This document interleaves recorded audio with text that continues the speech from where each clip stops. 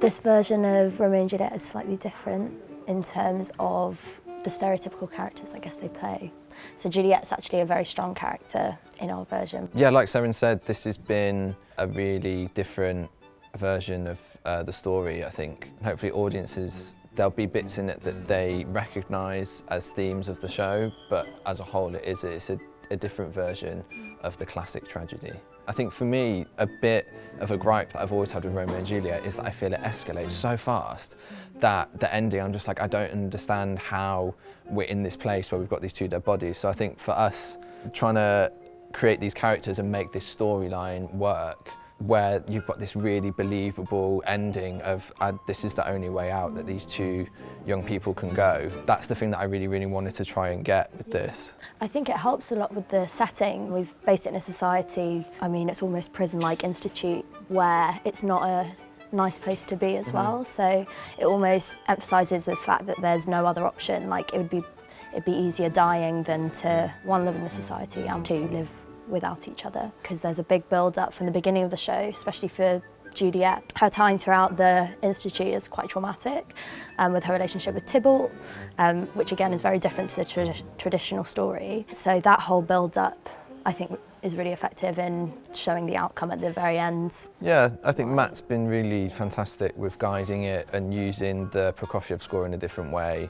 To create his version of the story that then we've managed to feed into and build these characters with him, and then with Paris and Didi, who play Romeo and Juliet in the other cast, to make this story really, really work for a new generation and make it believable. I think if you haven't done that, then you've kind of missed the point of it. Yeah. So hopefully we have. This is my first principal role with the company, so it's been nice to work with Didi, who's done a lot.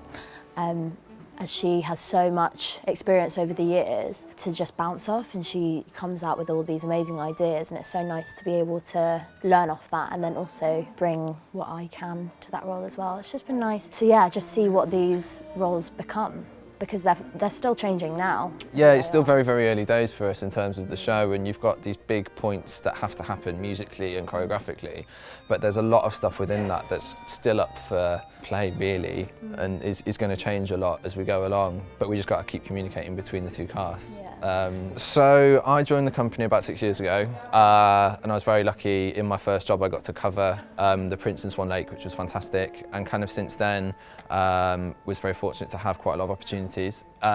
This has been the first role that I've really felt that I've had a big hand in creating. I was involved in Red Shoes when that was around in 2016, but I was creating a role with two other guys who had a lot of experience, and they definitely took the lead on that. So it's been really nice this time to have that space and confidence to kind of go with that. Yeah, so I joined the company in 2016 on the Red Shoes, and I played Pamela and Beryl, who are part of the ensemble. And then, again, it was nice to be a part of a new show and create those roles themselves. And then I did Cinderella as Flora and Mabel.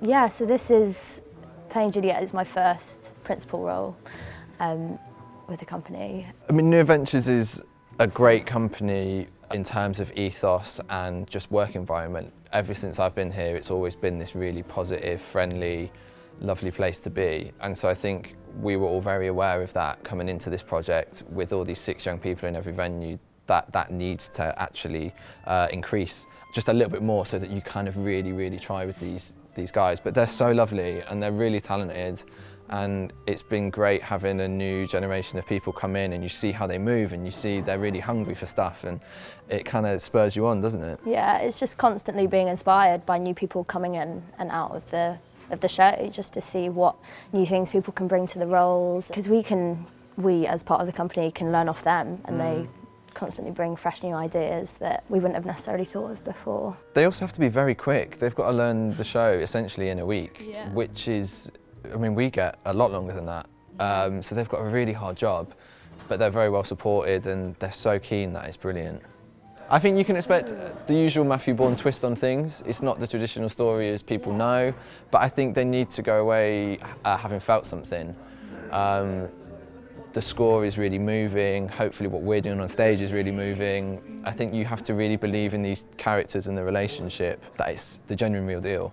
And if we've done that, I think we've done well. It's a whole roller coaster of emotions that goes through the show. It's traumatic and heartbreaking, but also heartwarming. And joyous as well at times. It's not all doom and gloom, but it's obviously, you know, this is a really heartbreaking story and people know that going in, so we kind of have to deliver that aspect of it.